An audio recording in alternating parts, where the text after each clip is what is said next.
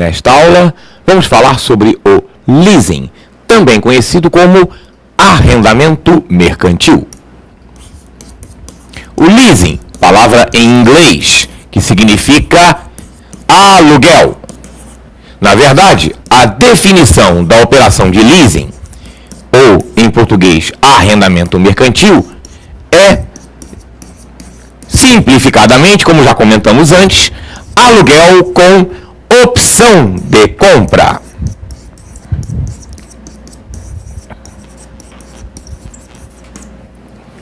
Ou seja,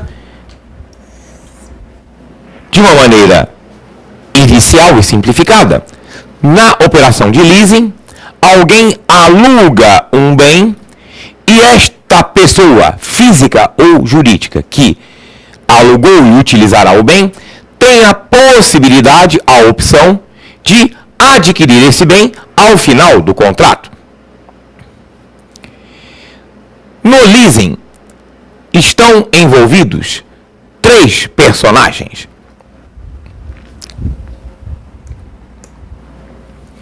Nós temos o fornecedor,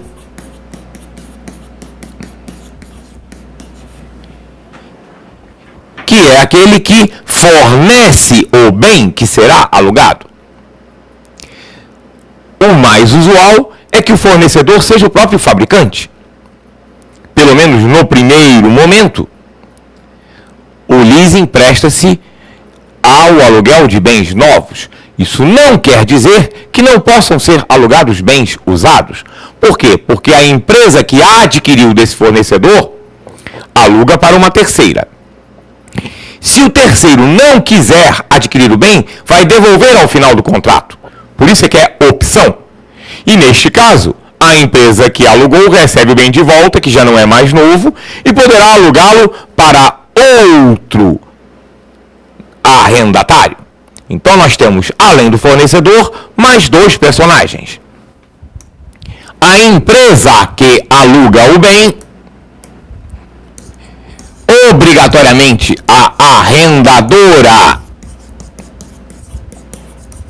é uma pessoa jurídica. E mais, por exigência da regulamentação do Conselho Monetário Nacional, só podem ser arrendadoras no Brasil sociedades de arrendamento mercantil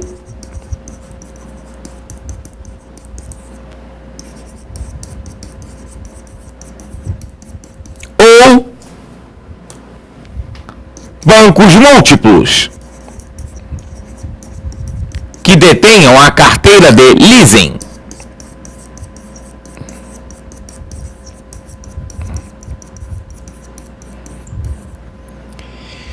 Então, obrigatoriamente, a arrendadora será ou uma sociedade de arrendamento mercantil, uma empresa especializada em leasing, ou um banco múltiplo que tenha essa carteira. E temos o outro personagem, a arrendatária.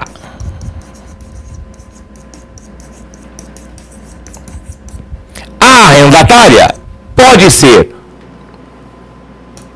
uma pessoa jurídica ou uma pessoa física que irá utilizar o bem durante o contrato de arrendamento mercantil. O leasing, originalmente, ele foi concebido, foi formatado para pessoas jurídicas. Nós vamos ver, inclusive, mais à frente, que a maioria das vantagens que o leasing oferece são mais usufruídas pelas pessoas jurídicas. Mas existe também o leasing para pessoa física. O leasing pode ser em 3 modalidades.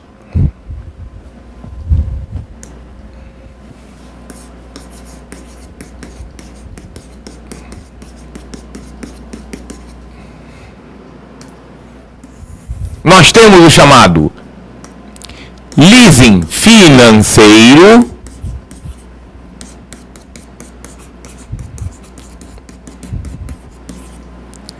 Existe também o leasing operacional.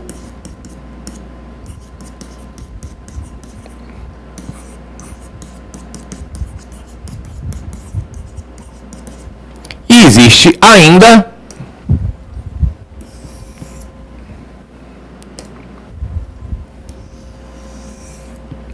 o leasing pessoa física.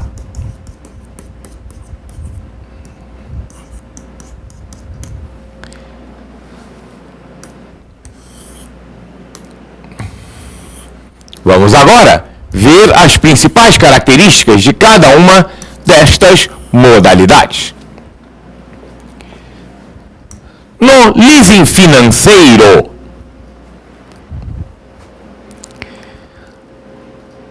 a principal característica é que, ao exercer a opção de compra, ou seja, no final do contrato, caso o arrendatário deseja adquirir o bem, ele não irá necessariamente pagar o valor de mercado, porque o leasing financeiro prevê o chamado valor residual garantido.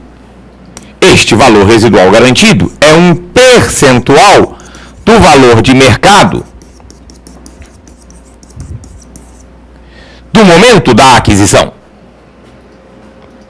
E este percentual varia muito de acordo com o tipo de bem, com a obsolescência, com o desgaste.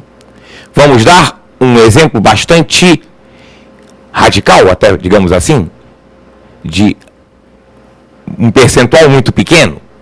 No caso do leasing de caminhões, o arrendador, o arrendatário, ao adquirir o bem, paga apenas 1% do valor de mercado. Do que eu conheço, é o percentual mais baixo de valor residual garantido em relação ao valor de mercado, dentre os diversos tipos de bens que estão sendo oferecidos dentro da operação de leasing. No leasing financeiro, os prazos são definidos. Quem determina os prazos mínimo e máximo das operações de leasing é o Banco Central.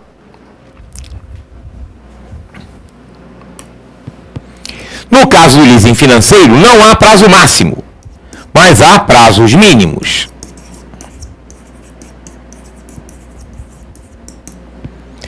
Esse prazo mínimo é de 24 meses para bens com vida útil até 5 anos. E de 36 meses com bens cuja vida útil seja superior a 5 anos.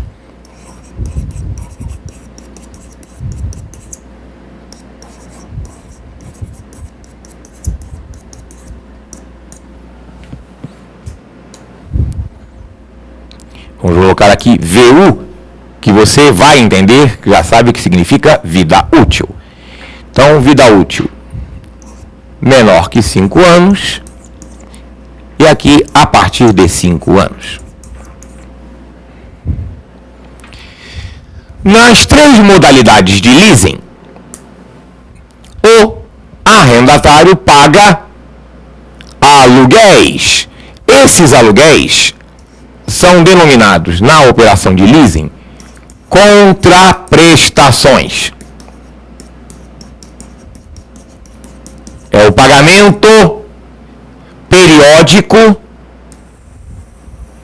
que o arrendatário faz à arrendadora para ter o direito de usufruir do bem que está sendo alugado, que está sendo arrendado, que é o termo mais correto. Reparem que eu falei pagamentos periódicos, não disse pagamentos mensais, porque essa periodicidade pode ser também negociada e ajustada de acordo com o fluxo de caixa da empresa arrendadora, da empresa arrendatária.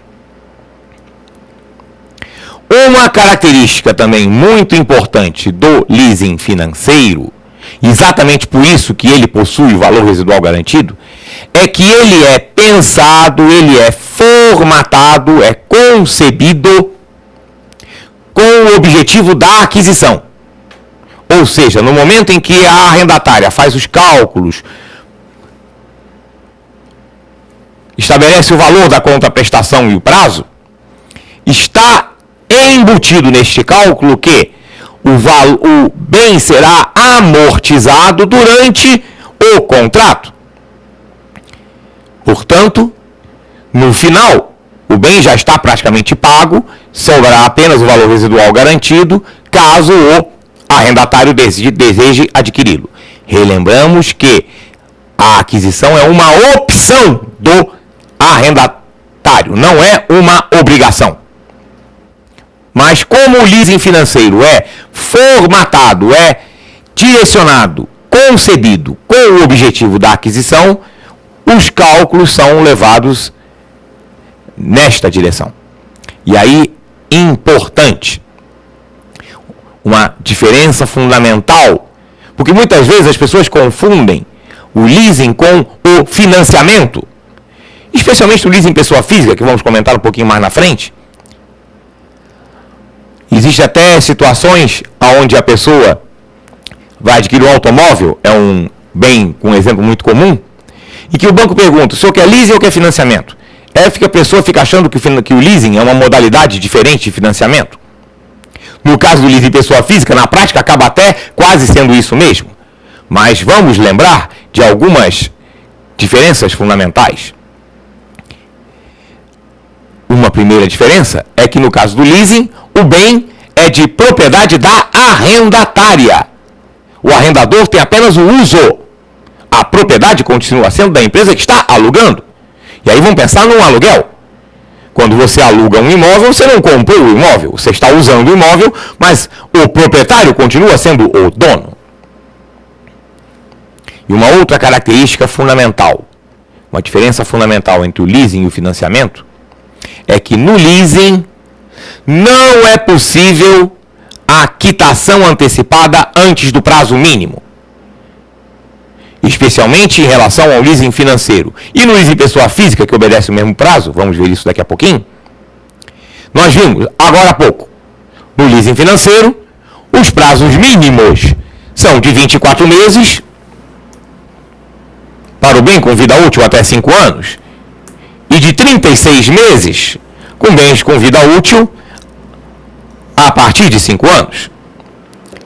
Isto significa que, se o arrendatário quiser adquirir o bem e quiser quitar antes do prazo mínimo,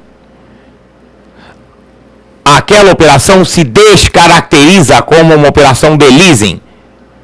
Passa a ser uma operação de financiamento e aí as prestações vão ter que ser recalculadas. O saldo do devedor terá que ser recalculado de acordo com uma nova operação e torna-se mais caro.